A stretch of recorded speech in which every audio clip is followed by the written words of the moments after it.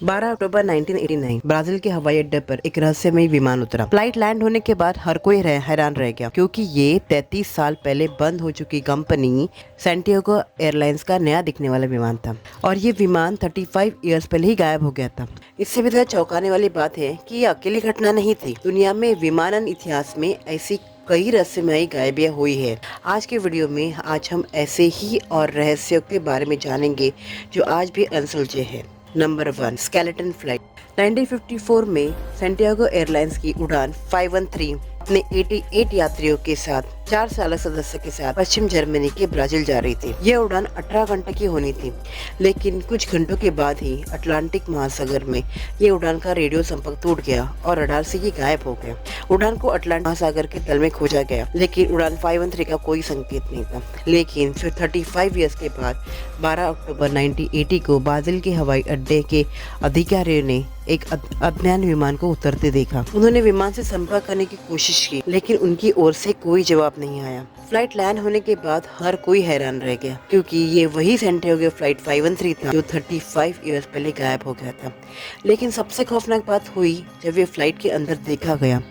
Flight के अंदर हर seat पर एक कंकाल था, और पायलट की सीट पर भी कंकाल था, जिसके हाथ में नियंत्रण था। तो फिर ये विमान यहाँ कैसे आया, और 30 साल बाद यह विमान नया कैसे दिखता है? उनकी मृत्यु कैसे हुई और वो वापस क्यों आए? इन सभी सवालों का जवाब किसी के पास नहीं है। Second, Bermuda triangle.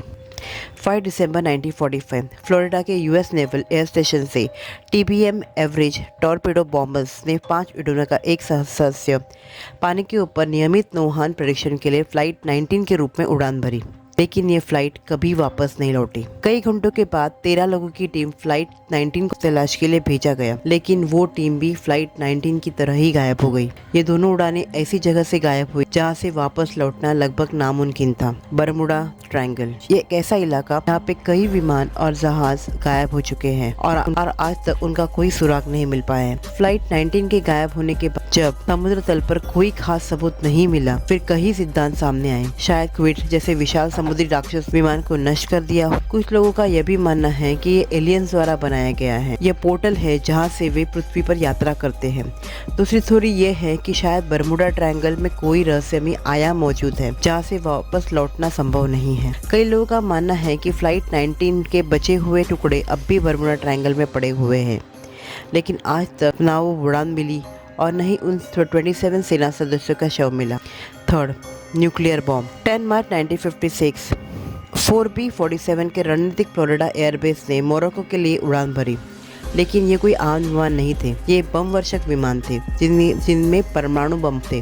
7,400 किलोमीटर की इस नॉन स्टॉप यात्रा में इन विमानों को हवा में 2 बार ईंधन भरना था। पहली बार ईंधन भरने का काम सही ढंग से हुआ, लेकिन दूसरी जब ईंधन भरा गया तो कुछ अजीब हुआ। एक जेट जिसका कॉल साइन इंकपोर्ट 59 था, वो 21,000 फीट पर पहुंचते ही रडार से गायब हो गया। वहाँ किसी ने कोई विस्फोट नहीं देखा, न ही उन्होंने कोई संकटकालीन कॉल सुनी।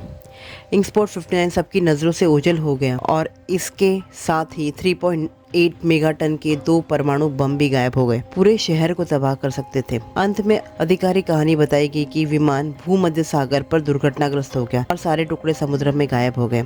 लेकिन क्या ये सच में ऐसा हुआ था? और आज भूमध्य सागर में 2 परमाणु बम वैसे ही पड़े हैं, या फिर किसी ने चालाकी से उन परमाणु बम को चुरा लिया है? B-47 का असली सच आज भी रहस्य है।